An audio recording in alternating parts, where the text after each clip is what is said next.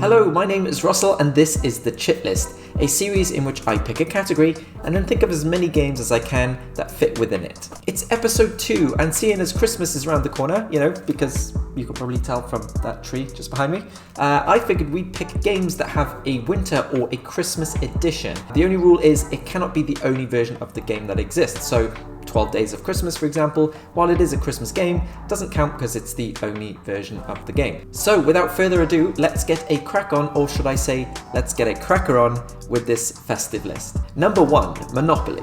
Let's get this one out the way early, as it's no surprise that a game with more iterations than CMON have miniatures has a Christmas edition. In fact, not just one, but 2. There's the traditional one with pieces including snowman, reindeer, and Father Christmas, and you go around the board and collect classic locations like fairy lights and advent calendars. Sure. But there's also a second version of the game courtesy of the Hallmark channel in America, which, if you didn't know, is the biggest producer of cheese outside of France. Here you'll draw from the home and family cards instead of the chance and community chest, and go around the board visiting classic iconic American locations like the hot cocoa kiosk, the gazebo, and the classic American institution known as jail. Number 2, Carcassonne. Let's move on to a more beloved classic now with Carcassonne, the classic tile-laying game.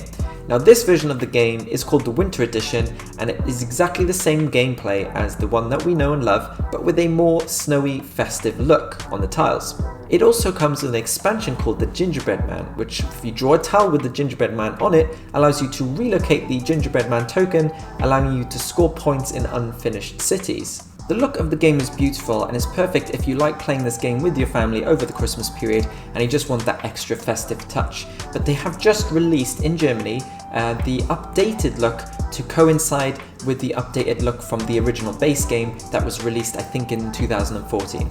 Number 3, Scrabble. Now, maybe I'm just lucky, or maybe the only sort of families that fight over Christmas only exist inside of sitcoms. But if you do want to replicate that animosity, the kind that social deduction games like The Resistance or Battlestar Galactica can give you, then why not play a little Scrabble Holiday Edition? This version of the game introduces gift tag cards, which allow for a little take that gameplay, like stealing tiles from other players and also forcing them to skip a turn. Now that does sound horrible, but it's not all bad, because now you get these lovely red and green letter tiles to use instead, but also get bonus points for using words that are Christmassy. However, maybe now there's the chance that the arguments will revolve around whether the word toffee is Christmassy or not. Number 4, Patchwork.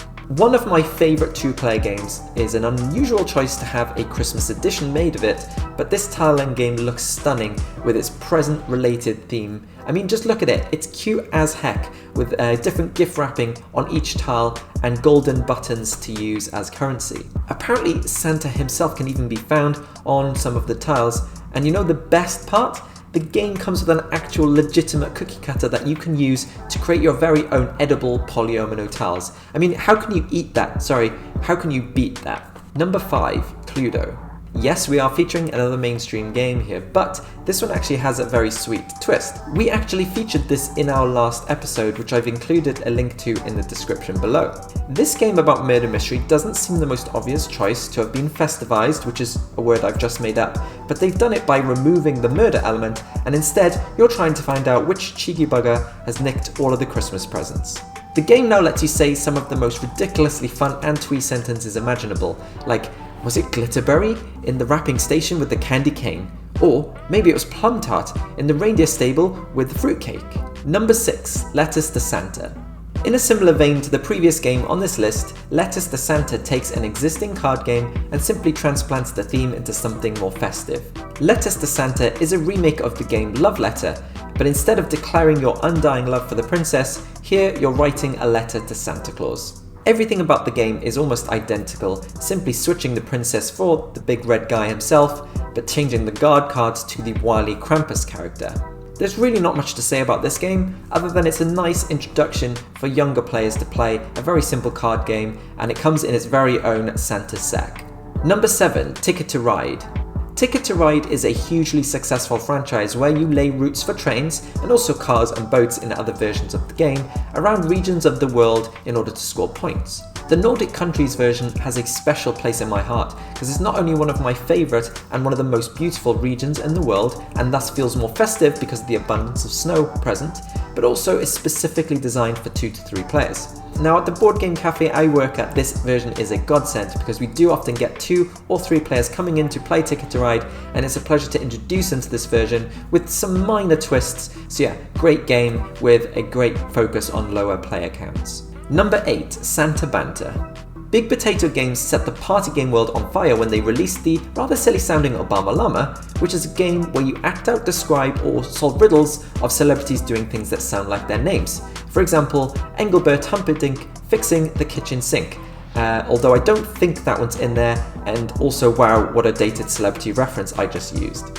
A couple of years ago they released Santa Banter, which is a smaller, cheaper and more festive version of the same game, just focused around our favourite time of the year. It's criminally easy to teach, and for around the price of a tenner you get a pocket-sized Christmas game which might even see your grandmother using charades to act out Aled Jones breaking some bones.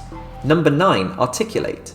Not too dissimilar to the previous entry, Articulate has you trying to describe words using synonyms in order to get your friends to guess as many words as they can in 30 seconds. Christmas Articulate isn't a revolutionary addition, and while it would have been easy just to use the same game but with a much smaller pool of Christmas related words to choose from, instead they added a game within the game, as each team has their own jigsaw made up of 22 pieces, and every time you get a guess right, you get a piece of the jigsaw, and the overall goal of the game this time is to complete your jigsaw first. It's actually possibly the most novel way of adding a seasonal variant by adding a game within a game, and while it isn't mind-blowing, it is still pretty cool. Number 10, FLUXX. FLUXX was one of the first modern card games I remember playing as a modern board game player, and really lives up to its name. You'll win the game by having the correct keeper cards according to the current goal, but the goal, as well as the rules of the game, will change frequently by the playing of cards by players. The game really relies on its randomness and luck, which is fine if the game is quick, but can be a little frustrating if the game takes a bit longer through that same randomness and luck. Holiday FLUXX doesn't alter this formula much at all, simply switching the cards. So for example, instead of the moon, television and peace, instead you have menorah, bubbly beverages and Santa Claus himself. If you like the game FLUXX and just want to add a Christmas twist, then this is the perfect game for you. 11, Frosthaven.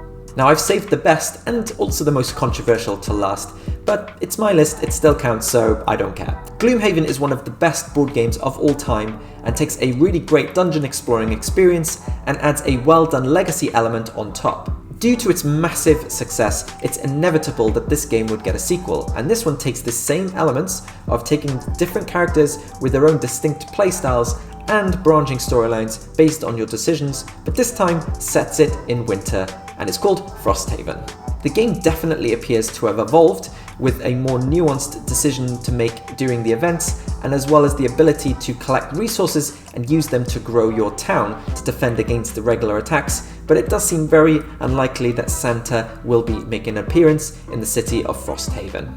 And that is the end of this list. If you think I've missed anything, please drop a comment below with what you think I should include.